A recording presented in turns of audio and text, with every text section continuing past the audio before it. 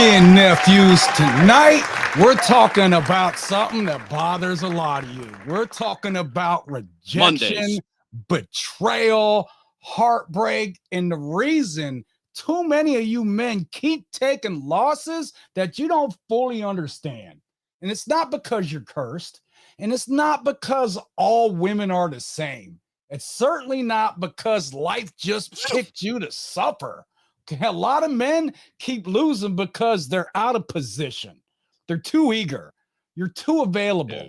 Some of you are too emotional, too blind. A lot of you are too emotional, too undisciplined, or even too invested in a fantasy that should never have been built in the first place.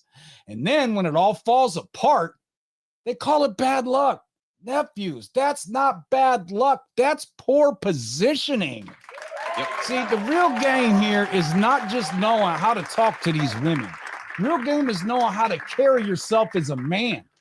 Real game is knowing when to move, when to wait, when to speak, when to fall back, and when to vet deeper. And you got to know when to cut your losses without begging for closure. bro, dude. Because some of you, look, y'all are not losing women. You're losing your frame. And you're not just getting rejected. Nephews, you're getting exposed. Exposed for needing too much too soon. Exposed for ignoring these red flags because that fantasy you made up felt good. Exposed for calling a lack of discipline being a good guy. Bruh. Now, let's slow down for a second, okay? Because wanting reward without any kind of self-governance is going to expose you every time. And that's why this matters right here, because when a man starts to drift, he doesn't just drift in dating. He is drifting in how he thinks, how he chooses, how he leads, probably how he's even carrying pain, and most importantly, how he responds when life hits him in the mouth. So tonight, we're not here to whine, all right? We're not here to cope. We're here to get honest. Where are men losing? Why are they losing? And more importantly, how do you get yourself back in position before you lose yourself completely? That's what we're breaking down tonight. This isn't about tricks. This isn't about lines. This is about manhood, discipline, and discernment. And the real game that can keep you anchored when your emotions want to take you somewhere stupid. So if you've been rejected, cheated on, heartbroken, confused, or flat out tired of taking losses you can't explain, nephew, stay locked in. This episode is for you. We're telling you the truth tonight. Johnny, go ahead and introduce yourself to everybody watching. So I'm Johnny Dumbbell. I'm a personal trainer and life coach out here at beautiful Pittsburgh, PA, where the weather can't make up its damn mind to spitting out highs and lows like lottery numbers. But anyway, not here to talk about the weather. I'm not here to talk about success either. I'm here to talk about my failures. I'm here to talk about the things that I learned from my failures. You see, we're your favorite uncles because we got great stories. We're your favorite uncles because other people got great stories about us. And people have stories about us because we have screwed up in ways that you are too young to even fathom. So my disclaimer to you is, if you are thinking of doing something in the name of love, sex, or anything fun that involves the fair gender, and it sounds kind of crazy to you, or maybe like not such a great idea, fiscally irresponsible, expensive, stupid, reckless, whatever it happens to be, if you're watching, leave it in the live chat. Shoot us an email. My email is in the live chat. Talk to us first, because chances are one or both of us has done whatever it is you're thinking about doing, or a reasonable facsimile. And we can tell you probably about a dozen reasons, even if you woke us out of a drunken stupor, why you shouldn't do it. In short, we're here to help you because we screwed up so that you don't have to. Now, my fitness challenge for the week, I'm going to give this to you guys now. 3 levels. Level 1, I want you to complete Crazy Eights. If you don't know what Crazy Eights is, shoot me an email in the live chat and I'll send you a copy of the workout. But I want you to complete it tomorrow, Thursday, and Saturday. And let us know in the comments what your least favorite exercise was and how tough it was. Level 2, I want you to finish level 1 And I want you to make sure that you get a total of 5 miles walked or run between now and our next podcast next Monday. Now, if you're going to ride the bike, I want you to double that. I want 20 miles. I'm sorry, I want 10 miles at least. But I think you can handle 20.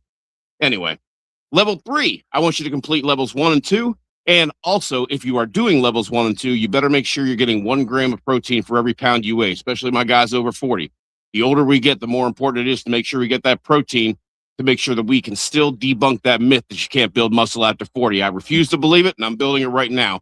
You should too. So let's hear from you next week. Let's complete all 3 levels, and let's go. All right. So, Uncle Bill, we have 3 questions. No, we got 4 questions. And I really want you to weigh in on the first one's from Trey. He's going to talk a little bit about first and second dates. Okay. And we've got some really great and interesting questions. I think the theme tonight is really going to be frustration with these young men, even in a professional setting. And that's going to be our second question. I really want to hear you weigh in because it has a lot to do with the fitness industry. But I do believe that one's going to have a lot to do with the whole getting on your grind and understanding that you've got to have a hustle no matter what it is you do. Anyhow, I don't want to put the cart before the horse. Question 1's from Trey. Trey says, I was rejected after a second date twice. 2 whole times, Trey? Jesus, man. You might as well give up. Anyway, he says, I'm 28 years old and I'm very new to online dating. After having not dated for a while, I've gone on 2 second dates with 2 girls. I've also had some additional first dates via Hinge. I seemed to vibe on this after the second date with both girls, but they both rejected me after the second date. One of them said they don't have romantic feelings for me because it felt like hanging out with their tech bro friends. A different woman, I kissed her, but at the end of the second date, I kissed her at the end of the second date, but she said she didn't feel ready for a kiss. Uncle Bill and I are going to break down exactly what that meant here in just a moment. Now, here's the real key, buddy, and here's what's killing you. Is you said it yourself. He says, I feel defeated. I understand being rejected after the first date because it's easier, but the second date feels worse. It feels like a waste of time and money, and every time this happens. Online dating is exhausting.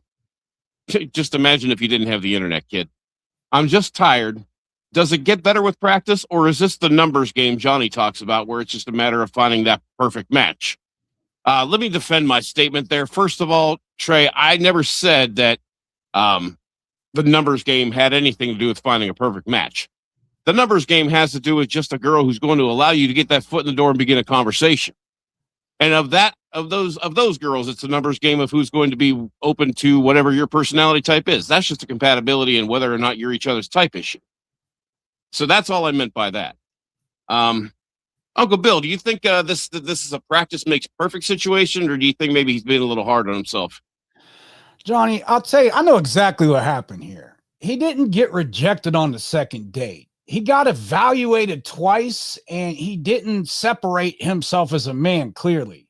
This feels like my tech bro friends. Is that what you said? Ouch. Okay, so yeah. this tells me, you says Trey, right? All right, Trey was playing it safe. Trey was probably being agreeable. Trey was very easy to talk to, but she never felt like the emotional depth from him. No, and the whole kiss situation, that wasn't bad luck. That was misreading the timing and trying to do the move instead of feeling the moment, nephew. Uncle Bill, I think it's worse than that. I think he tried to act confident when he wasn't confident when he went in for the kiss. I think he tried to act like the smooth, confident guy that he thinks girls are looking for, and he acted the way he thinks she wants him to act. And gentlemen, I probably say this at least once per episode, Monday and Thursday. If you are faking self-confidence and you don't actually have it, she can smell that like a fart in the car with the windows up, except to her, it's going to come across creepy. You're just going to think, oh, I blew it.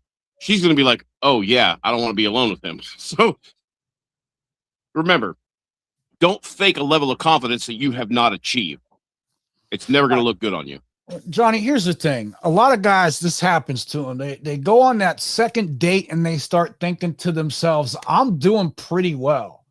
But the second Yeah. date is where women start to ask questions like, do I feel something with this man? Or is he just kind of cool to hang out with? He stayed in that comfort zone and he never introduced tension or direction.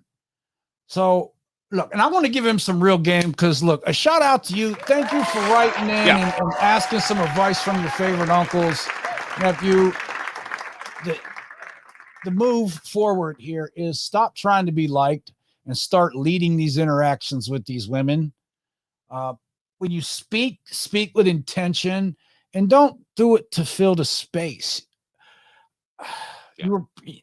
Slow down physically and emotionally and feel the moment. Now, if you go in for a kiss, I need you to understand that energy, like the whole kiss, it should feel inevitable. Right? Not that's exactly like where I attempting it. And look, the problem is you tried for a kiss instead of kissing. Well, look, John, this isn't a numbers issue. If he goes on 50 dates with that same energy, I guarantee he's getting the same result. This is about presence, not volume, nephew.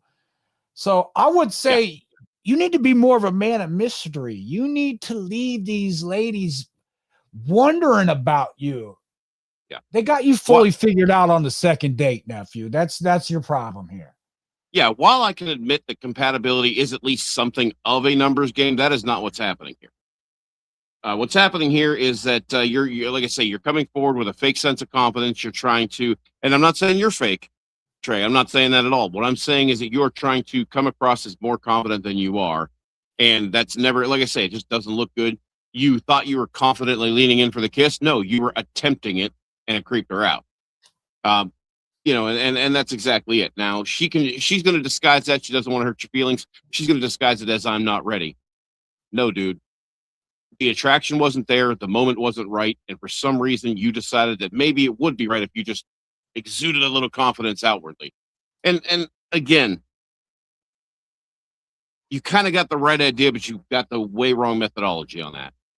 Yes, confidence will take you a long way, but you got to plant that seed and let it grow, man. You're not just going to suddenly confidently lean in, with that persistent confidence. There's no such thing as confident persistence. You could follow somebody around like a puppy dog and think you look confident while you're doing it. That's not, and it kind of seems like, not that I think you're following these girls around, like, 'cause you're only getting 2 dates here. You wouldn't know where they lived anyway at that point. But what's happening here is you are going on first dates, second dates, and you're getting frustrated because they're not going further than that. I don't know if you expected to find the love of your life within your first 3 Bumble matches, but it's not going to necessarily work that way. But especially if you are not bringing all the tools that you know for sure that you have onto these dates, knowing how to present yourself the right way. And if you don't know what those tools are, that's okay. It means you haven't developed them yet.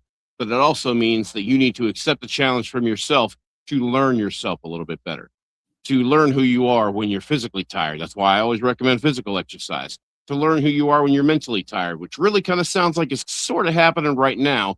And luckily you came to your uncles for that advice so that we can actually help you in that mental growth.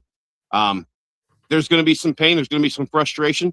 There's pain with every type of growth, even physical. Okay. We got leg aches when we were kids, when we were getting taller, man. That's what happens. But no, this is not a numbers game with you. I'm not going to say that you need to practice, because that implies that you need to get better at putting forth some certain persona. The only persona I want for you to put forward is Trey's persona. But I don't want him to do that until he finds out what it is exactly he likes and wants to share about who Trey is. Bill? Trey, look, I appreciate you writing in. So, like I said, you have a problem with your frame, sir.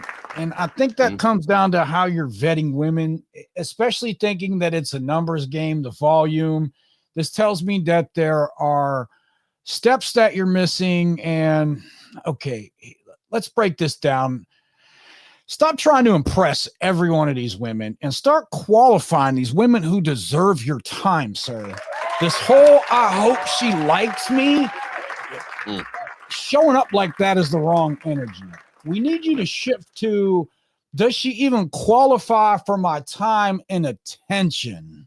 And And before you go into it, remind yourself it's okay if she doesn't like you. well, okay, you You're want to okay vet, if she doesn't like you. Trey. Let me tell you how to vet for attraction early here. You want to be you want what you want to look for are, is she asking you questions? Is she engaged or just responding? Is Mm-hmm. she investing energy, or did she just show up for a free drink? If she's polite but not curious, that should be a red flag to you, because that's the kind of energy that turns into you're nice, but. Mm-hmm. So if she's not investing by the end of the first date, don't even push for a second date, nephew. You need to vet her energy, not her words. And I think that's where you and a lot of men mistake this. What you need to watch is, does she lean in when you're talking to her? All right, let's shout out to Johnny Dumbbell. He's always talking about indicators of interest. And a lot of them are. Does she laugh naturally, or is it kind of politely? Does she maintain eye contact, or is she breaking it often? These are things you need to look for. And that's because this should be one of your vetting rules, nephew. Attraction is felt, it is not explained. If you have to think about whether she likes you, I guarantee that she probably doesn't. And you know that's just it. And notice the things that Uncle Bill just said. He gave you 3 examples, and not one of them had anything to do with what she says. It had everything in the world to do with her verbiage, or not her verbiage, her actions, her gestures, and things that she doesn't necessarily know she's doing. So those are things you got to be looking for, not listening for, looking for. Remember, words lie, actions don't. All right, nephew. What I like to do personally when I'm out on a date with a woman is I'm vetting for a sort of playful tension. All right, I think this is where you're losing. You need to look for, can she banter back and forth with you? Does she tease you a little bit? Bruh. Is there any push-pull dynamic to your interaction? If this is like straight interview conversation, that's a red flag for you, nephew. That creates friend energy. So here, look, if there's no playful tension on date 1, don't expect traction on date 2. And I would also tell you that you need to be vetting her responsiveness between dates. Before date 2, is she responding with effort? All right. Does she ask about the plans? Does she seem excited, or is this woman just available? Bruh. The rule here for you should be, if she's natural and okay, let me slow down here. What you don't want is like neutral response from them, because neutral equals rejection later on. Mm-hmm. What you don't Hot and want cold is cold. Yep. Neutral in person, because if she's neutral over text, it's just going to happen.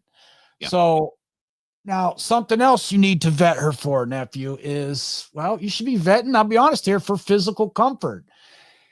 Before you ever go for a kiss, ask yourself, is she standing close? Is she lingering at the end? Is she comfortable in your space? If you have to decide whether to go in for a kiss, nephew, it's probably not a good idea. You're probably not there yet. Yeah, like natural, not strategic, nephew. Go ahead, Trey, Johnny. I see that you're an athlete, and I don't know what sport, but I mean, understand that. Let's say you play soccer. It's not just guys kicking the ball from their end to the other end, hoping to God it goes in the net. You got passes, you got setups. And then you look for the opportunity. In this particular situation, it sounds to me like you were going for that one-touch goal. No, man, you weren't reading the room. You weren't reading her body language. Maybe you were listening to what she said, but even if you were, you could have been misled by that or misled yourself that way. The point of the matter is that you weren't sure whether it was cold or warm, but what you knew for damn sure is it wasn't hot. And you went in, and that's what happened. Yeah, man, I would say in the future, read the room, but for the most part, I definitely think you've got some growth when it comes to a little bit of self-confidence and self-respect here. Yeah. Do I think there's something wrong with you? No. Like you said, you're new to online dating.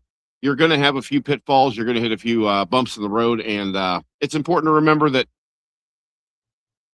you've only wasted time and or money if you learn nothing. Good news is learn a little bit from your recent failures, and hopefully you learned a lot from what Uncle Bill and I had to tell you. You were right to come to us. We appreciate you, and I'm sending you a copy of the Johnny Dumbbell Challenge. I expect to hear from you in 2 weeks. All right?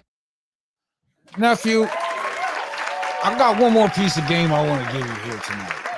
And this is because I can recognize your behavior through some of my own past patterns. What's happening right now is you're in approval mode. And these women, they're in elevation mode. So I think what you should be doing first and foremost is vetting yourself. You're not vetting yourself. You're trying too hard to be liked right now. And I'm sure you're avoiding tension to stay safe. And you're going to lose every single time if you do that. So I'm going to give you a simple new approach, Trey. Before the second date, you should already know without any doubt if she's interested, if she's engaged, if there's tension, and if there's curiosity. And if not, you do not invest any further. Trey, you're not getting rejected after the second date. You're just continuing with women who never felt you on the first date. Look, this happens a lot. So hopefully we've given you some tips here for you to use. Follow up with questions. We love it when you write in. We really appreciate it. So if you need me to go more in depth about a vetting process and creating standards for yourself, I'd be happy to do that. Write Johnny, write me. Our emails or links are always in the bio. Just find us, and shout out to you for asking some questions, man. We're proud of you. I know if anybody told you today, Trey, I'm proud of you. Yeah. So, like I say, well done, well thought out to write us. Also, real quick shout out, Mini Mom, I see you. Thank you, Betty. 6'7" to you too. Love you. And Isaac, I do not own a mini fridge. And if I did, I would not be looking to sell it. So, all right, question 2 we got from Colin. Now, this is a question about the personal training fitness industry, but I wanted to include this because I think that there's a lot more about this question and its answer that has to do with personal growth and personal improvement, especially when it comes to the professional realm and what it is you're doing for a living. Fixing my camera for the last 10 damn minutes. Anyway, Colin says, I can't do this anymore. He says, I've been trying to find semi-steady work in this field, personal training, for 3 years. I just can't do it anymore. First, it was when I worked at a gym that inspired a Village People song. I want to say that for the algorithm. They hire me as a trainer and then refuse to let me take clients and instead make me do janitorial or childcare supervisor work. And they kept dangling the carrot over my head saying that they were busy and it would get me some kind of mentorship or some kind of competency test. I followed one of the trainers around and answered all his easy questions correctly, never went anywhere. And now they've let people that started at the same time as I did start training clients. After 6 months, I told them off and I quit. Next, a family-owned gym. They only wanted me there before the sun was in the sky, so I wrecked my sleep schedule to do it. I still am working there part-time, and I'm paid a small amount to watch the desk. They did give me the only client that wanted to train at that time, but he stated from the very beginning that he only wanted to train for the short term while he got back into the swing of things and rejoining a gym. So I worked with him and he achieved his goals. And so he didn't want sessions with me anymore and just wanted to keep up the momentum himself. Now I finally got a job at a gym named after a Nestle candy bar, which advertised itself as a 24-hour gym. It is not. They practically force you to do half-hour sessions. Oh, God, that kind of, all right. They force you to do half-hour sessions so you don't get paid diddly squat. See what I did there? That's actually what he put. I don't care. That's funny. They made me do all my own advertising via cold calls. Oh, dude, run. Run, don't walk. I barely got anyone to show up for the first consultation session because I am not a salesperson. I did my best to tailor the sample workouts perfectly to the people's restrictions and goals, but I got 2 clients from 6 consultations. And you're complaining about that? Okay. The gym is huge, but all all the trainers put together, including myself, can only get 6 clients from the consultations in a week. So now they won't pay us anymore for floor hours, which, by the way, if you're not familiar, when you're a trainer, floor hours are times during which a trainer is prospecting in the gym, trying to get floor pulls with members, give them sample workouts, and see if they're interested in training. It's the kind of thing that a gym will usually pay you a small hourly wage to do. But what he's saying is that they're not going to pay that to him because he's not making the sales. We're paid only for sessions and classes. So am I, buddy. Join the club. Which make up about 3 hours of the week, and we get a small $90 stipend. I drive about an hour to get there in my shitty, falling apart car, so it's probably not even worth the gas it takes to get here. I'm sick of all these jobs, the rug pulled out from under me, and treating me like a toddler or like I'm entitled for expecting to do the actual job I'm hired for, or not having any actual clients and expecting me to do sales work for free. We're going to talk about that too.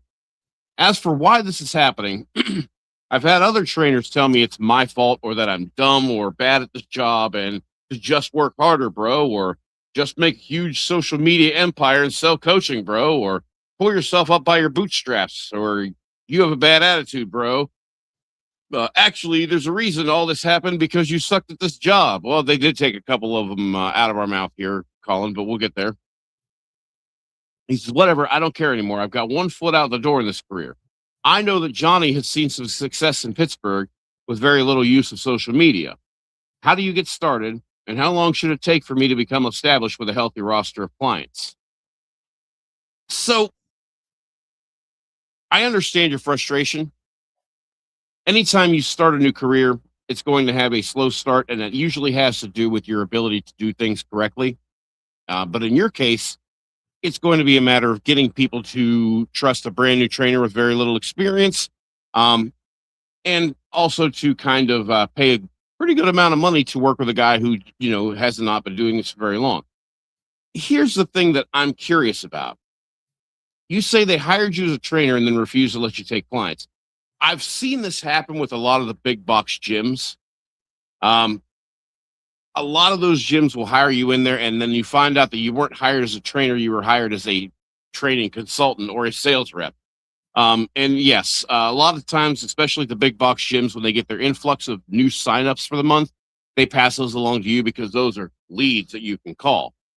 90% of them are people who just wanted to come to the gym and aren't necessarily looking for training. So they're giving you cold leads, and every once in a while you might get a warm one. Now, I understand that the websites also have links that you can click for consultations, to inquire about personal training. Those are the warm leads. Apparently, whatever gym you're working for either doesn't have that functionality on their website, doesn't have a website at all, or just really isn't garnering or generating a whole lot of interest. It sounds to me like you might be in a smaller town too. But let's put all that aside, because those are uncontrollables for the most part. What is controllable is knowing what you want to make and where you want to be, and asking yourself, am I in the right geographic location for that to happen? Because if I stayed in Youngstown, Ohio, and expected to be paid what I'm being paid out here in Pittsburgh, they laughed me out of the Mahoning Valley. But here in Pittsburgh, people have the money, people have the ambition, and I've had clients training with me 4 days a week for 4 years now, 5 years now. Okay, so I've got quite the roster, I've got quite the following, but I'm also in a larger city with a lot more options, with a lot more, traffic coming through my gym. For crying out loud, I'm in the very middle of a city. So, I mean, that's something that definitely works to my advantage, but that's something that you should be making work to your advantage. Before I became a trainer and got into this career, I decided where I was going to go, and it sure as hell wasn't going to be where I was. It just wasn't the right market for it. I became a trainer with the idea of leaving the small town that I was in. And maybe that's something that you should think of. It seems like you might have done that in the opposite order. which means that you have a bigger passion for the career and, not so much thought for whether or not it's marketable. And that's okay. You're definitely passionate about what you're wanting to do anyway. But you're getting involved with companies that are basically telling you, hey, we're going to start you off as this and we'll get you there if we can. The reason they're doing it is because you're letting them. Now, here is where we step outside of the personal training industry. And Uncle Bill, I want you to weigh in on this part because you're being hired for one thing. And oh, by the way, while you're here waiting to actually do the job we hired you for, do this, this, and that. Uncle Bill and I worked for a company that liked to do that a lot, didn't we, Uncle Bill? They had this really cool program where if you were really good at your job or they hired you for a job they didn't have an opening for, you got to do your job and then everybody else's job. Remember that? A lot of jobs are like that, Johnny. Yeah. Now, look, here's the thing.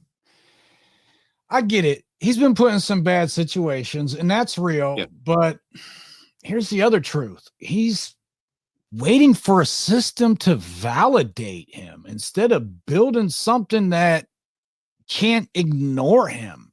Right now, Johnny, he doesn't have any leverage. So I don't know if, okay, I'm not sure if fitness is not a job industry. I would say it's a trust industry. It's a result industry. It's a visibility industry. You can be skilled, but if nobody sees you, trusts you, or knows you, you don't exist. So I don't really know. I really can't give him the game on how to be a trainer, Johnny. I don't want to tell him to train people for free to stack proof. I don't want to. Well, what he should document stuff.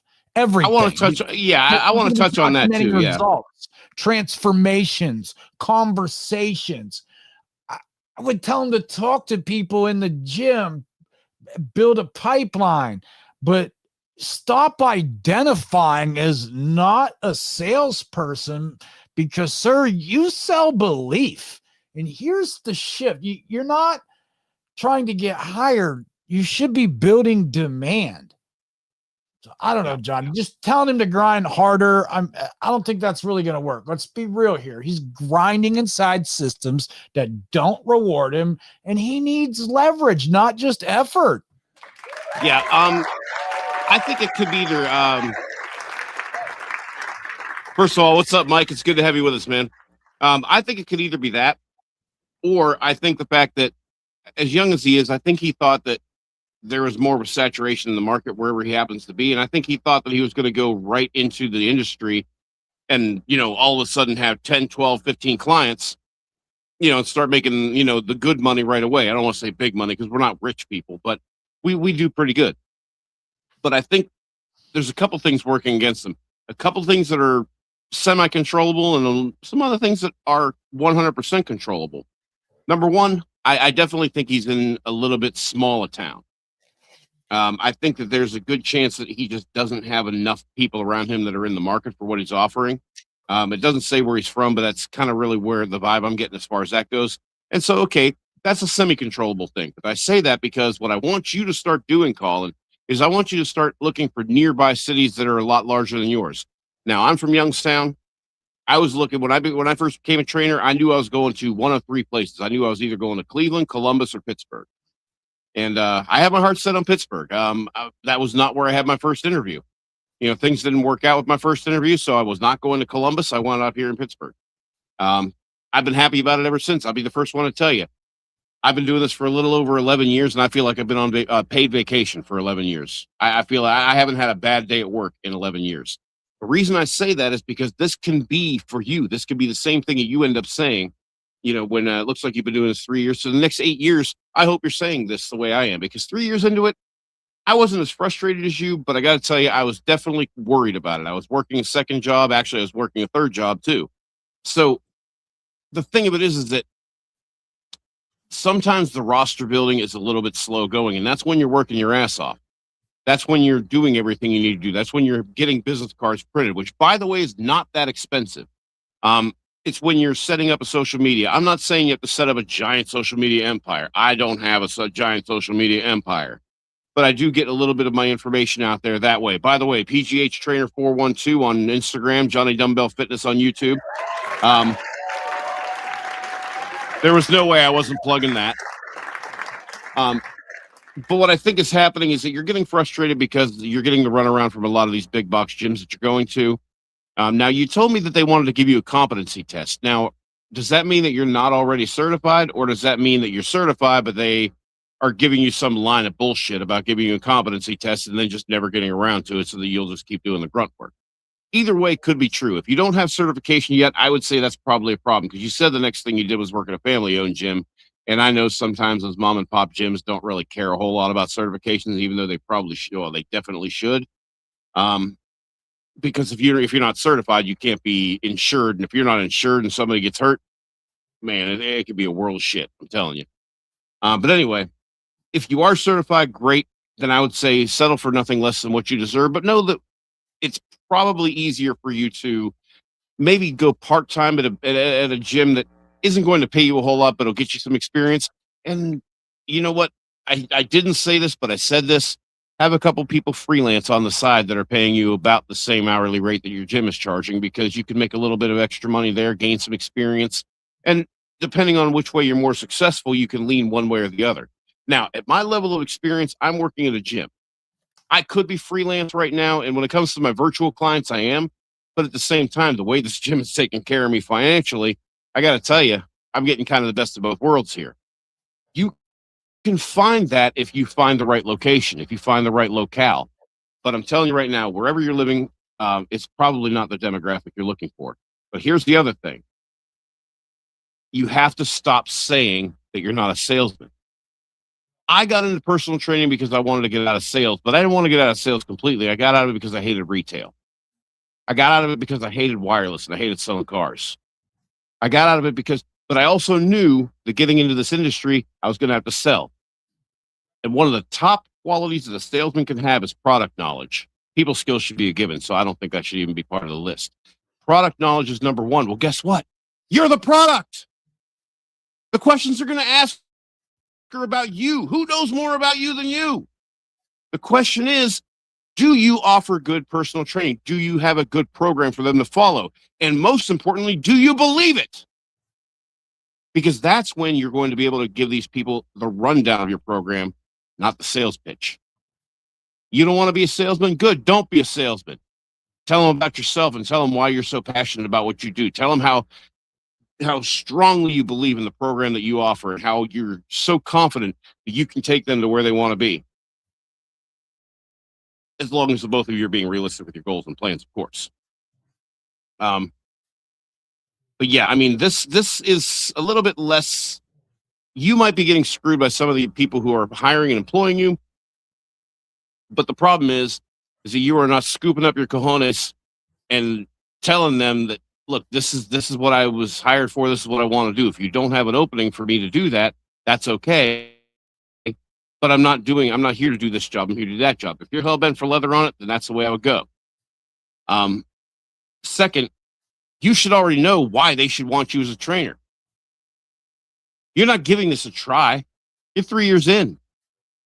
You know what you're doing. You've got a program. You have a workout that you have for certain people. You know how to tailor things for your clients on a one-on-one basis. If that's the case, then do it. But again, change your location and change your attitude. I know you're sick of hearing that. I can tell that by your last paragraph here.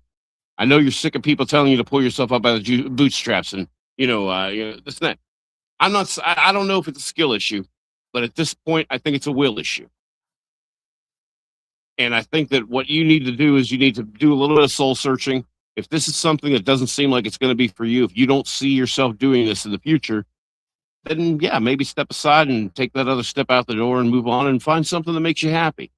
But if you really are passionate about fitness, if you really have a story of your own to tell, if you really want to help other people have their own stories to tell, if you want to wake up every morning and can't wait to get to work, like I actually said to myself this morning when I got out of bed, then maybe step out and find a career that does make you do that. But whatever career you get into, no matter how much you love it, you're going to have to work your ass off to get successful with it. Now, I'm not telling you to believe the lie of the harder you work, the more successful you'll absolutely be, because that's not true. Washing machines work hard all the time. They don't go anywhere. They stay in your basement. Okay. So what I'm telling you is work smarter and maybe a little bit harder. Do those floor pulls. When you're working out in the gym that you work at, wear your company shirt. Let make sure that people can see by your attire that you're a trainer there. And for the love of God, when you're doing that, make sure you're doing your exercises correctly. That's an advertisement for you knowing what you're doing too. Feel free to give people tips around the gym. It's not like giving people golf tips. They don't get frustrated at the gym. They don't seem to mind that. But read the room. Do those things that show that you are the person in that gym to come to for advice, and do that by example. If you are that guy, you shouldn't have to tell them you're that guy. They should be able to see that and read that. And Bill, nobody knows more about making sure that we have a presence in any job or any area that we work in and plan to succeed, right?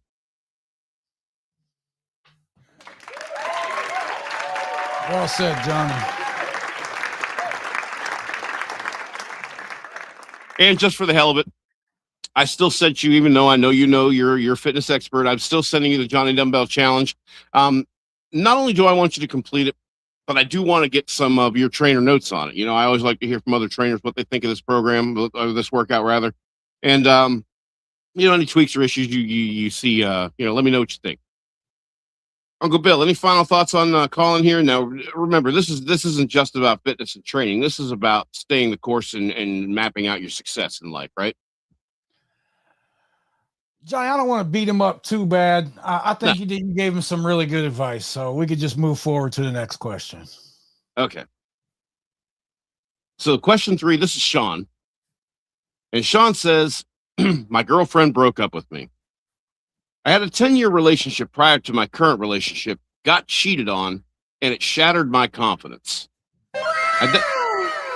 I then found the most amazing and beautiful woman. She chased me for a while, but I said to her I wanted to make sure things were right first. We then spent a year together, but I had slight insecurities, not necessarily her cheating, but just other men in general. Oh boy. Oh Jesus. I trust you, but not them. She's now broken up with me, saying, surprise, surprise, she feels drained and needs to do what's best for her at this moment in time. She doesn't think we're right together at the moment. She's honestly the love of my life, and I feel so heartbroken at the moment. I want to fight for her so much, but I don't want to push her away at the same time. I think that ship's kind of sailed, buddy. She did say she might regret it in a month's time. I want you to remember that she said she might regret it in a month's time. Uncle Bill and I both know what she means by that, but we're going to break that down shortly. But until she made this decision, she won't know, she said. Should I just have no contact with her for a month or so and then see if she wants to try again? Take a number and sit down. Or do you think that this is the end of it? She said she's not rushing to change her profile picture or delete the photos of us on Instagram. Whew! Shoo! Oh, that's a relief. Is that something I should take as some hope, or am I just overthinking that part of it? My buddy.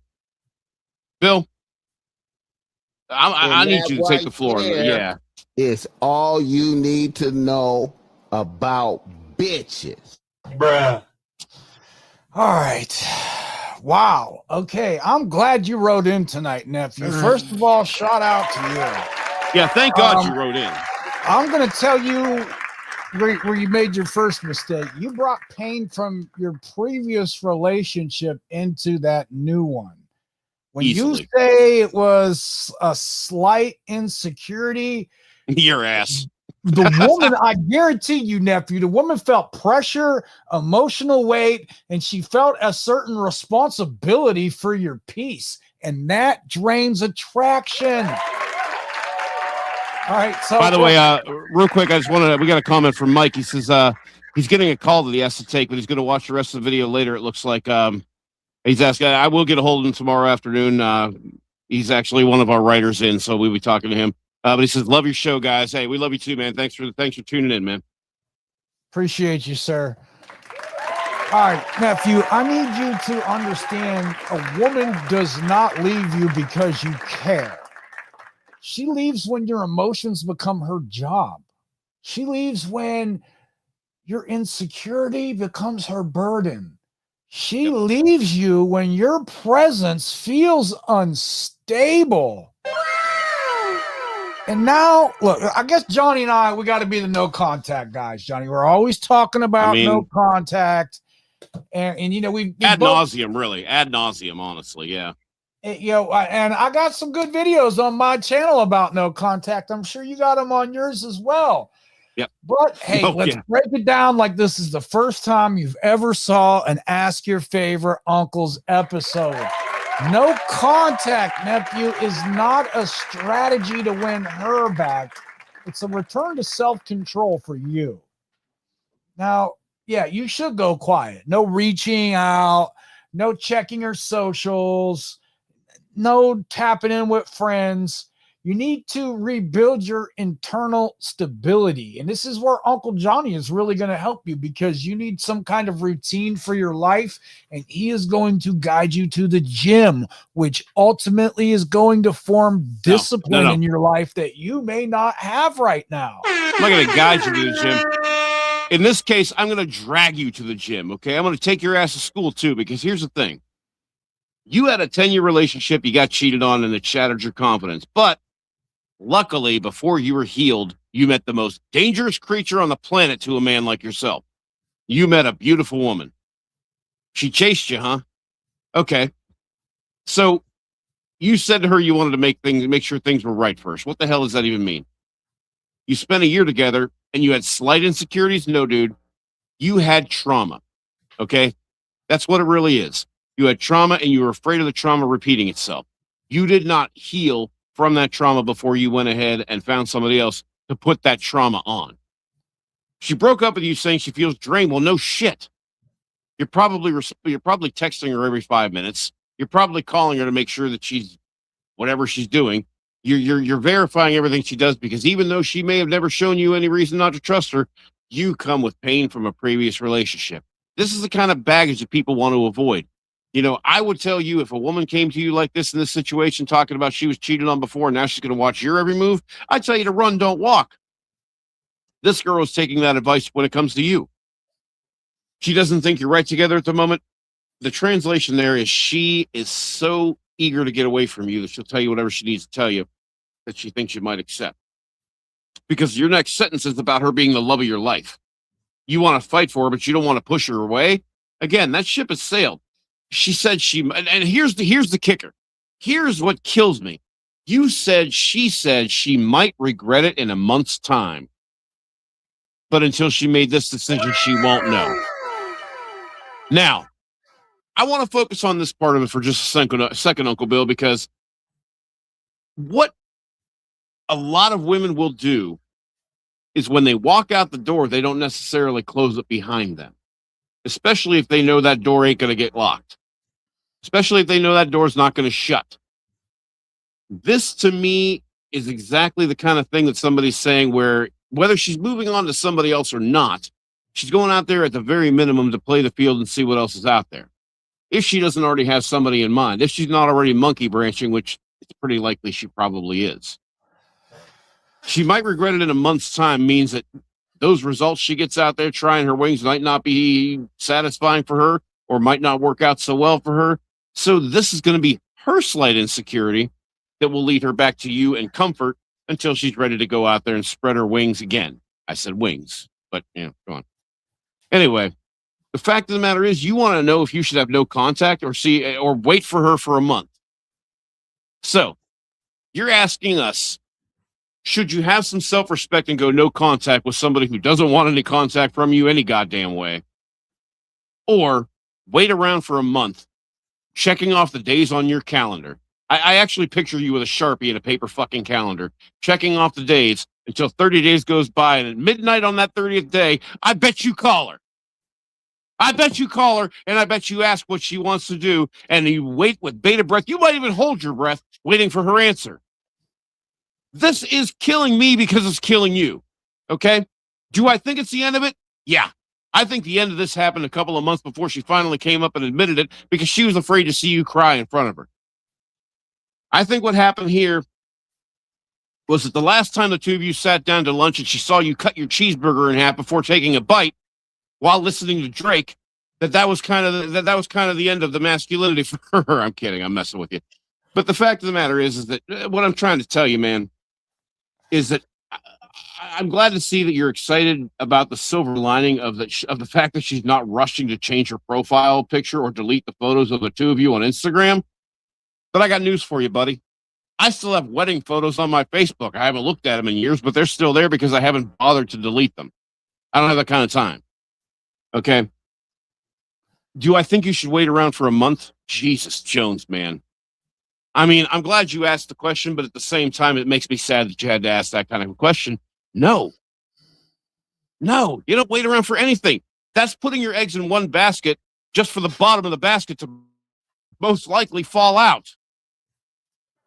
In that month, you should be doing you so much that if she does call you in 30 days, or when she does send you a text message, you should be able to text back, "Oh, sorry, new phone. Who's this?" That's what you should be doing at the most. Wait around for a month. Are you kidding? Uncle Bill, final thoughts, please. All right, nephew, you need to hear this. That pain you're feeling right now, it's real. It's valid. And it's going to shake you. But don't confuse pain with truth. Heartbreak's going to lie to you if you let it. All right. The lie, you're telling yourself she was the one. You're telling yourself that you lost something special. You're telling yourself that you're never going to find something like that again. And the truth is, you got attached to an experience, not a person who could sustain it. So, all right. You need to cut contact. I really think so too, you know. No closure talks, no one last conversation, no checking the socials. Her behavior was the closure. And no 2 a.m. phone calls after a night at the bar. Don't think I don't know about that. You're going to try to logic your way out of this, and it's going to make you look even weaker than you already do, and you're going to feel worse than you already do. So what you need to do going forward, nephew, is reclaim your frame. I know you're feeling rejected, disrespected. You might even be feeling replaced. But what you need right now, you need to rebuild right now, is discipline, routine, physical strength, and focus. Because here's something men don't want to talk about. Heartbreak will destroy structure.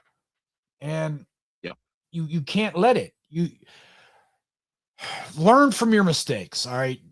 Without blaming yourself. I'd like you to ask, where did I ignore red flags? Where did I invest too early? Where did I stop leading myself? And he's looking to wait around for a month. He runs at the red flags. What do you mean ignore them? Well, stop romanticizing her. You're remembering the good moments, the connection, that feeling, but you're ignoring that behavior that ended all of it. Yep.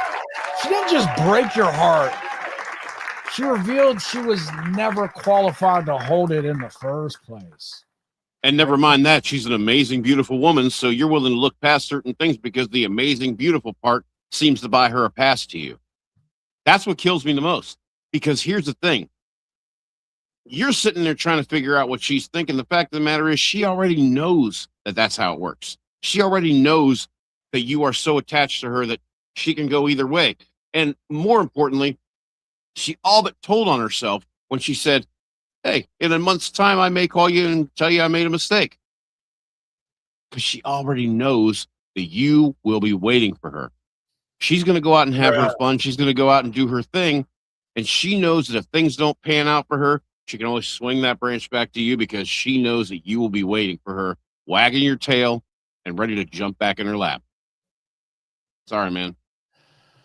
All right, nephew, I need you to understand, a disciplined man doesn't say, how could she do this to me? A disciplined man says, how did I allow this person access to me?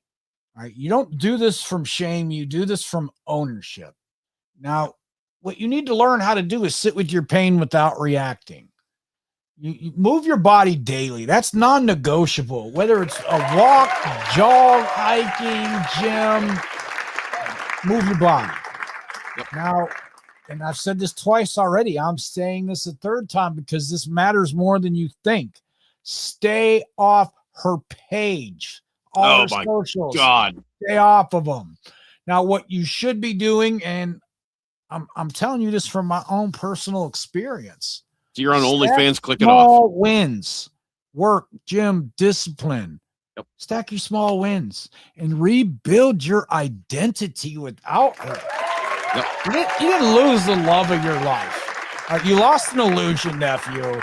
You lost a misaligned connection, and you lost a person who probably lacked integrity. And that's not a loss long term. And by the way, I did send you not only a copy of the Johnny Dumbbell Challenge. The first thing I want you to do, I sent you Crazy Eights. I want you to do all 8 rounds. I don't care how much time you got to give yourself in between them, but I bet you'll learn at least something about yourself in those 8 rounds. So I want to see that happen. Get back to me on that. All right. So we got question 4. This is from Oliver. And Oliver's a hot mess, man. Oliver says, I got cheated on today. He sent this to me the day he found out he got cheated on. Oliver's been watching us for a while, so I mean, I guess that maybe is why he thought immediately to write us. Hey, I love it. First of all, thanks for that, man. Appreciate you. So today I found out my girlfriend was cheating on me. I've pretty much been dating this girl for months, and she has a lot of problems, but we had a very good relationship, and she talked about moving to Ottawa with me. All right, we got a Canadian. All right, neighbor to the north. Appreciate you. And how we could live together. And then today, she randomly blocked me. So I texted one of her male friends that I didn't know very well, and he didn't know about me. And we found out we've been dating the same girl. I feel like I should have done the echo thing. Dating the same girl. So then we exchanged messages and found out that she's been doing this for months and with multiple guys. Bruh. And then I went on a call with her, and she laughed and acted like everything was a joke. And then I hung up. But it's just so weird because we've been dating for almost a year. How could somebody do that? What could she possibly have been using me for? Uncle Bill, it sounds like, it really sounds to me like our friend here, our nephew Oliver, has a really hard time reading a lot of aspects of the room, not just the room itself. Wow. Yeah. Oliver. Man, I don't even know where to start. Johnny. There's a lot, man. This is a lot. There is. Let's go down the line. Let's go down the line. So he says, I've been dating this girl for months, and the first thing he says is she has a lot of problems. My dude's already defending her like he wants to fucking have us tell him that it's okay to keep this girl around. But we had a very good relationship. I'm going to go ahead and say you thought you had a pretty good relationship. So you talked about living together, and then she suddenly blocked you. Uncle Bill, what do you think happened between the time they talked about living together and the time she blocked him? What do you think happened on her end? Okay, well, I'm going to give it to him with no sugarcoating, Johnny, because there's some truths that he needs to hear. And I'm glad that he wrote in tonight, and hopefully we can really help him, because I guarantee the signs were there. He just didn't want to see him. Yeah.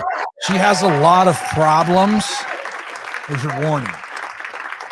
Men don't usually get blindsided. They get attached too early. They get invested too fast. They get committed without vetting the woman properly. And then they get shocked when reality shows up. And here's the hard truth, without any disrespect. Her laughing tells you everything you need to know. That tells you about her lack of character. Her laughing tells you about her lack of respect. It tells you about her lack of remorse. That's not your woman, sir. That's your lesson. Yep. Now, I will cut all contact. And rest assured, as little respect as she's showing you, she has about that level of respect for herself anyway. You need to cut all contact immediately. No closure conversation. Her behavior was that closure, Oliver. Reflect on where you ignored the red flags, if anything. And look, the good news is there's going to be a next time, Oliver. And next time, we're going to need you to slow it down, observe longer, and invest later.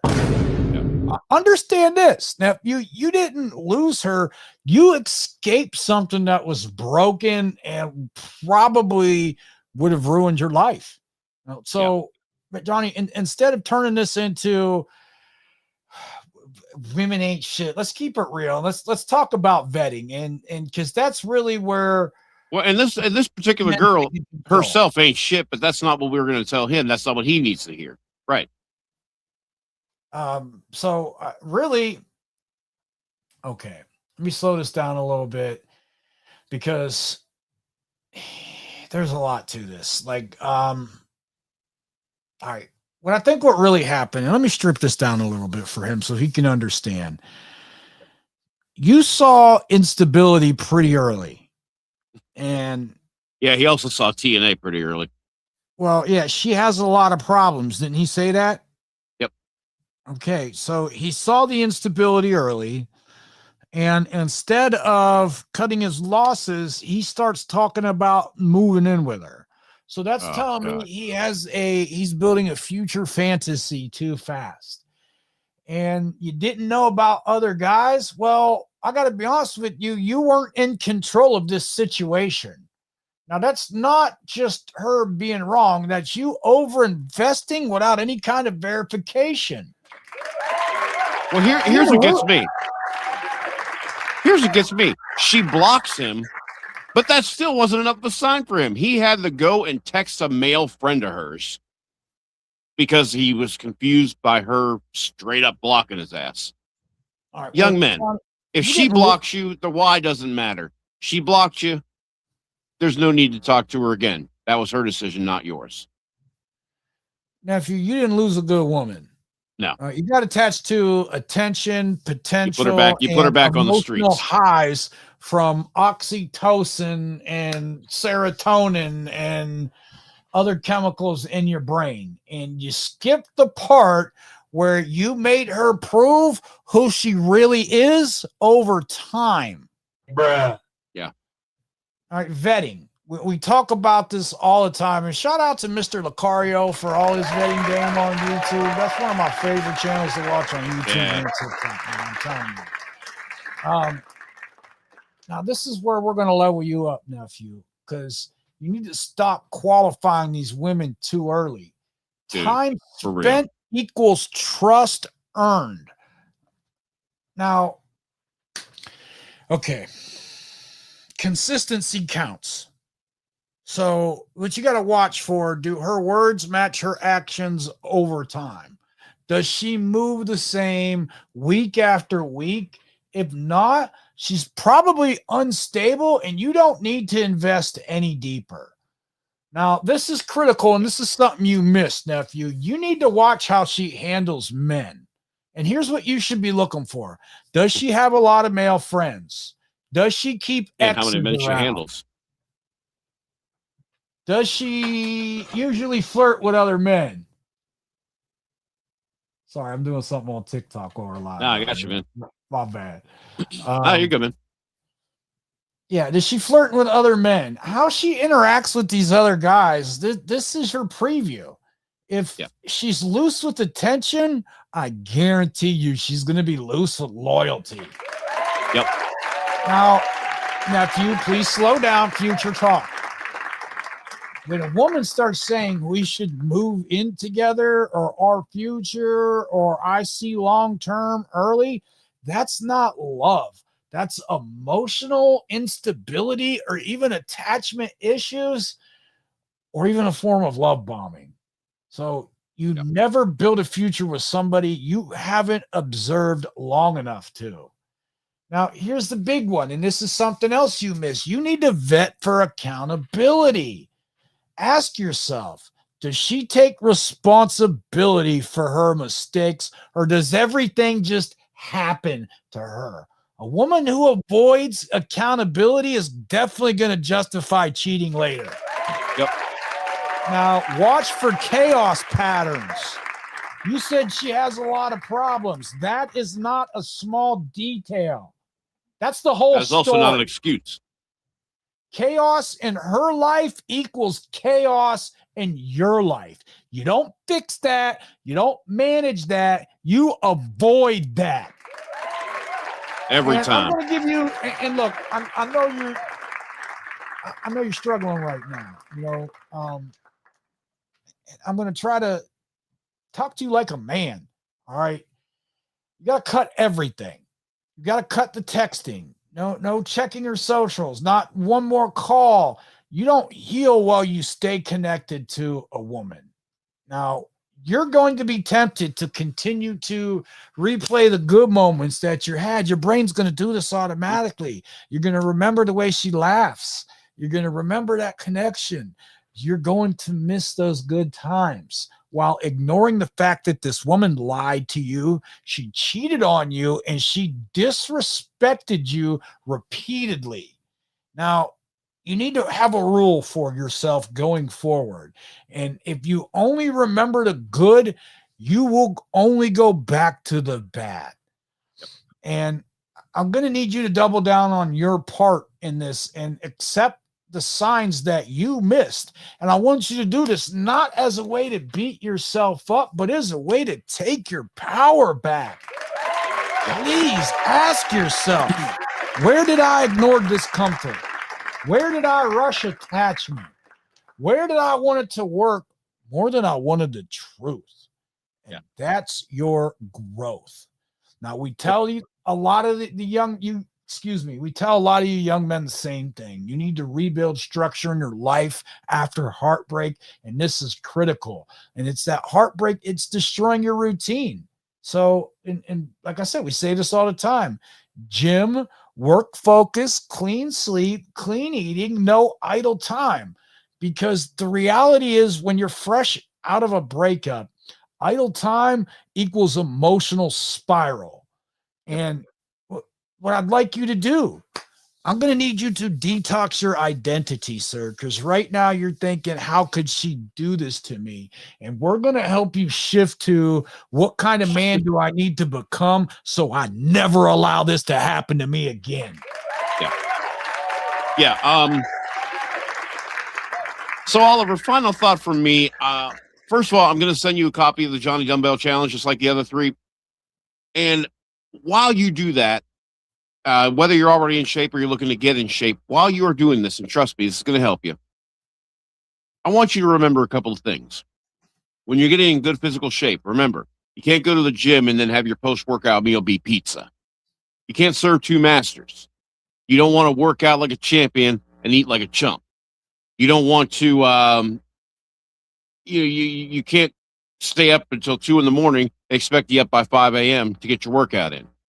And you certainly can't have a girl who belongs to the streets who also belongs on a pedestal at the same time. It's one or the other. This particular girl, I'm sorry to tell you, is for the streets. You put her on a pedestal, probably before you even knew that. But once you figured that out, it looks like you still got her up there to a certain degree. Okay? So, again, like Uncle Bill said, we don't want to worry about how somebody could do something like this. People do stupid shit for a variety of reasons. We are more focused, like he said, on you doing smart things for good reasons.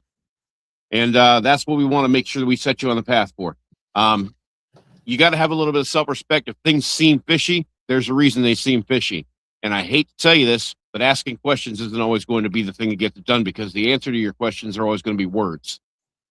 Your observations of her actions and her attitude are exactly what is going to tell you what you need to know.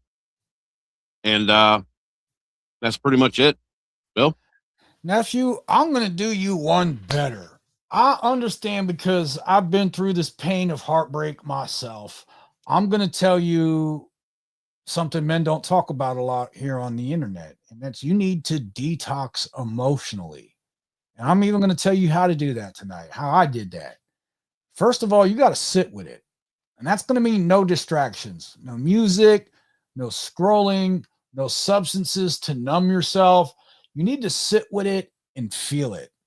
Bet you're wondering why. That's a great question, nephew. I'm glad you asked. And that's because avoided pain becomes repeated pattern.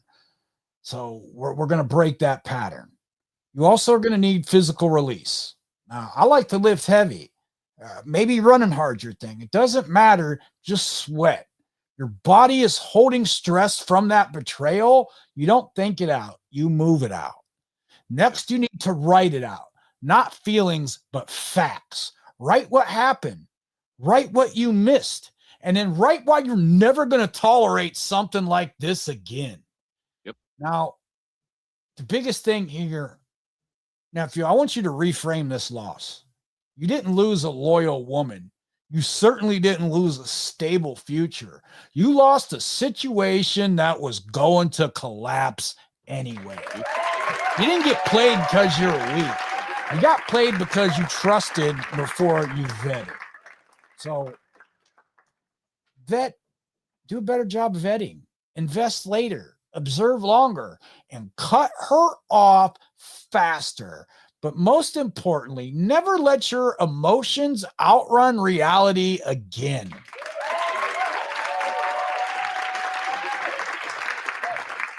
Now, look, nephews, you heard 4 different stories tonight. You heard rejection, frustration, heartbreak, betrayal. On the surface, yeah, they all look different. But underneath, it's the same pattern. Men drifting out of position, trying to be liked instead of being respected, trying to be chosen instead of being disciplined, and trying to hold on to people instead of holding on to their frame. And when it falls apart, they ask, why does this keep happening to me? Nephews, that's the wrong question. The real question and we learned that too. Where did I lose myself? Because Trey didn't lose those women. He never gave them something to feel. Colin didn't just get screwed by bad jobs. He put himself in positions where he had no leverage. And stayed there. Sean didn't lose the love of his life. He lost himself trying to keep her. And our boy Oliver, he didn't just get cheated on. He ignored the signs until reality forced him to see he got it. And disrespected. that's the pattern, nephew. Once you see it, you can't unsee it. So here's what I want you to take from tonight's episode. Stop chasing outcomes. Stop chasing women. Stop chasing validation. Stop chasing explanations and start building position. Position how you think. Position how you move. Position what you tolerate in your life and position who you allow access into your life. Because when a man is in position, he doesn't need to convince. He doesn't need to chase, and he certainly doesn't need to wonder. He sees things clearly. He moves cleanly, and he cuts losses without losing himself, and that's the real game. That's the difference between a man who keeps taking losses and a man who learns once and never repeats the same mistake twice. So if something hit you tonight, good. Sit with it. Own it. Fix it. Go forward and be a better man. And we'll see you next time, nephews. Go forth and conquer. Thank you all for writing in. We love y'all. John, you got anything you want to say before we wrap this up tonight? Absolutely. You know, we saw the frustration was a common theme with all 4 questions tonight, like Uncle Bill said. Now, remember, frustration is that part of pain and part of that whole growing process.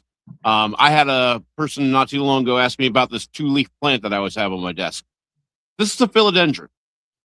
And if anybody who's ever had a philodendron, they know these things can grow to be like freaking 30 feet long, right? But they all start somewhere. They all start here. 1, 2 leaves, and they grow from there. You know, this is where you got to make sure that you've got a good, got a good flower pot. You got a little water in there. You got some nutrients. The soil's doing good. the same thing is going to happen. The toil of frustration, the toil of the setbacks that you're going to deal with from time to time, that's all part of the pain of transition. It's all what we call a growing pain. Okay. Having said that, I will see you Thursday in approximately 71 hours. So until then, remember, Uncle Bill and I ain't got bail money. So keep the drugs and alcohol and the partying to a minimum. But if you do drink, don't drive. And if you do drive, don't park, because accidents cause people. Good night.